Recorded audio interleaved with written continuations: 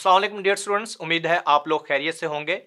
आज के लेक्चर में हम देखेंगे कि ईबे का फॉरेन अकाउंट वहां की लोकल डिटेल पे पाकिस्तान में बैठ के आप कैसे बना सकते हैं।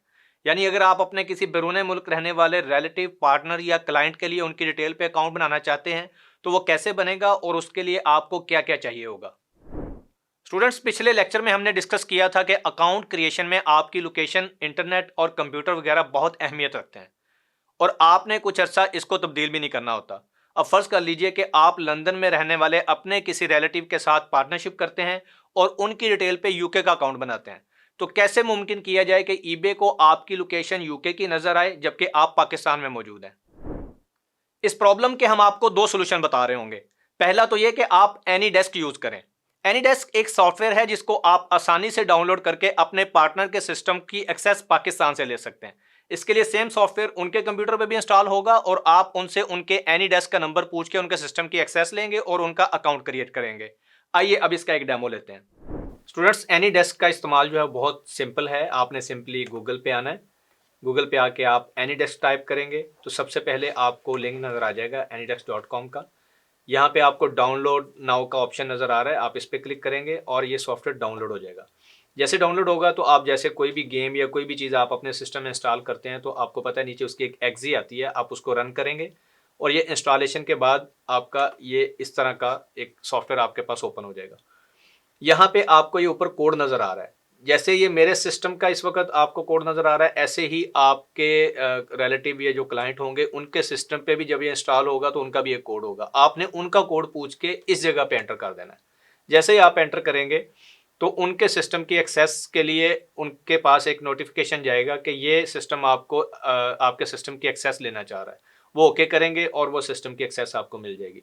लेकिन हमारे पास ऐसी भी यहाँ पे ऑप्शन मौजूद हैं कि हम उनको हर दफ़ा नोटिफिकेशन ना जाए बल्कि वन टाइम वो एक दफ़ा हमें अप्रूव कर दें, वो हमेशा के लिए ही अप्रूव्ड रहेगा। और फिर जैसे ये अभी आपको एक नीचे एक सिस्टम नज़र आ रहा होगा, इसको मैंने किसी का सिस्टम एक्सेस किया था जो कि इस वक्त ऑफ है। तो मैं यहाँ आपको बताना चाहूँगा कि जब कोई सिस्टम ऑफ होता है जिसको आपने कभी एक्सेस किया वो रेड में शो हो रहा होता है, और अगर यही सिस्टम चल रहा होता तो ग्रीन में होता और मुझे अप्रूवल भी मिली होती तो मैं इस पर सिर्फ डबल क्लिक करता हूँ, ये सिस्टम मैं फ़ौरन एक्सेस कर सकता था। तो ये एक सिंपल सा प्रोसेस था एनी डेस्क को इस्तेमाल करने का। दूसरा सोल्यूशन ये है कि आप वीपीएस यूज करेंगे। वीपीएस वर्चुअल प्राइवेट सर्वर को कहते हैं, जो एक वर्चुअल कंप्यूटर होता है जिसको आप डिफरेंट वेबसाइट से बाय कर सकते हैं। ये वैसे ही काम करता है जैसे एक आम कंप्यूटर काम करता है। आप अपनी मर्जी के कंट्री के लिए वीपीएस बाय करते हैं और अपना कस्टमाइज्ड कंप्यूटर बनाते हैं। वीपीएस लेने के लिए हम आपको रिकमेंड करेंगे कि आप kamatira.com पे जाएं और वहां से वीपीएस बनाएं। अब हम आपको एक छोटा सा डेमो देते हैं कि आप अपना वीपीएस कैसे बना सकते हैं। वर्चुअल प्राइवेट सर्वर क्रिएट करने के लिए आपने kamatira.com पे आना है। वहाँ पे आके आप फ्री साइनअप पे क्लिक करेंगे, अपना ईमेल आईडी देंगे जो कि आपके पास कोई भी ईमेल आईडी हो, जीमेल का हो जाए।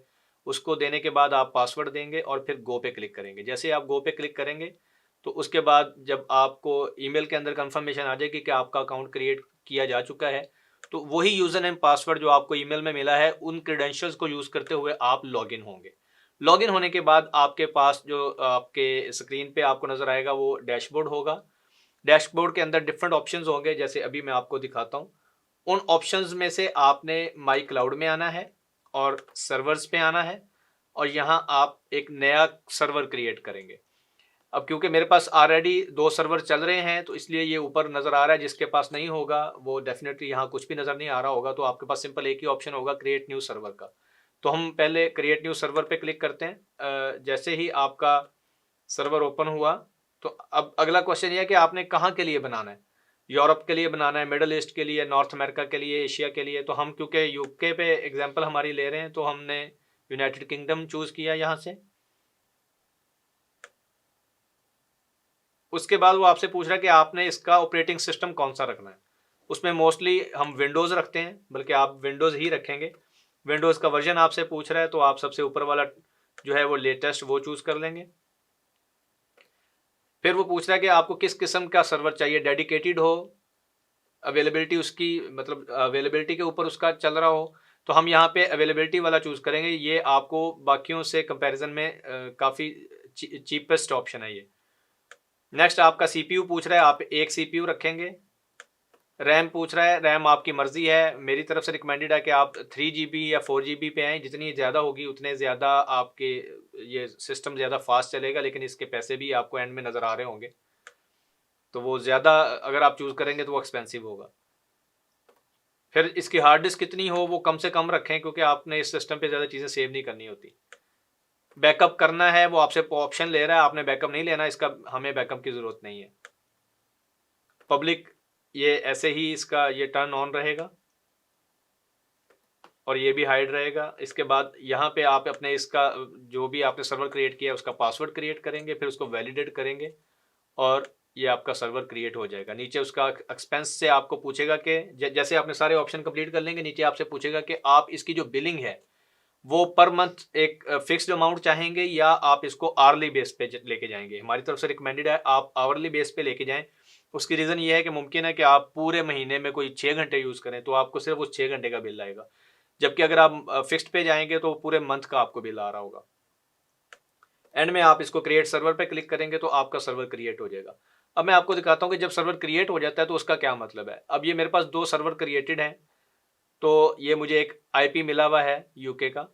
तो मैंने सिंपली जब इसको एक्सेस करना है तो मैंने एक्शन में आके इसको ऑन करना है। मैंने इस वक्त आपके लिए टाइम बचाने के लिए पहले से ऑन किया हुआ है। मेरे पास ऑफ करने का ऑप्शन है, तो जब ये पहले से ऑफ होगा तो मेरे पास ऑन करने का ऑप्शन होगा। अब ये यहाँ से इस वेबसाइट से आके आपने इसको हर दफ़ा एक्सेस करने के लिए ऑन करना है, और ऑन करने के बाद आपने अपने कंप्यूटर में इस जगह पे विंडोज़ में टाइप करना है रिमोट। जैसे आप रिमोट टाइप करेंगे तो यहाँ पे ये चीज़ आपके सामने अपीयर होगी। यहाँ से आप ओपन करेंगे, ओपन पे आके जो भी सर्वर का आपका IP है उसको टाइप करेंगे, जो कि मेरे पास ऑलरेडी टाइप्ड है, और उसको कनेक्ट कर लेंगे। यहाँ वो आपको पूछेगा कि इसका यूज़र नेम क्या है, क्योंकि मेरे पास ऑलरेडी यूज़र नेम एडमिनिस्ट्रेटर लगा हुआ है। पासवर्ड पूछेगा, पासवर्ड वही होगा जो अभी आपने सर्वर क्रिएट करने से पहले जो लास्ट स्टेप था उसमें आपने एक पासवर्ड रखा था। ये करने के बाद आप इसको कनेक्ट करेंगे। कनेक्ट जैसे ही आप कनेक्ट पे क्लिक करेंगे तो ये विंडो ओपन हो जाएगी। ये भी मैंने पहले से खोल कर रखा हुआ है। इस वक्त हम यूके के अंदर ये जो सिस्टम आपको नज़र आ रहा है, मैं आपको एक दफ़ा फिर करके दिखा देता हूँ। इसको मैं मिनिमाइज अगर करूँ, ये मेरा पाकिस्तान का सिस्टम है, और अगर इसको मैं इस पे क्लिक करूँ तो इस वक्त मैं यूके में बैठा हुआ हूँ।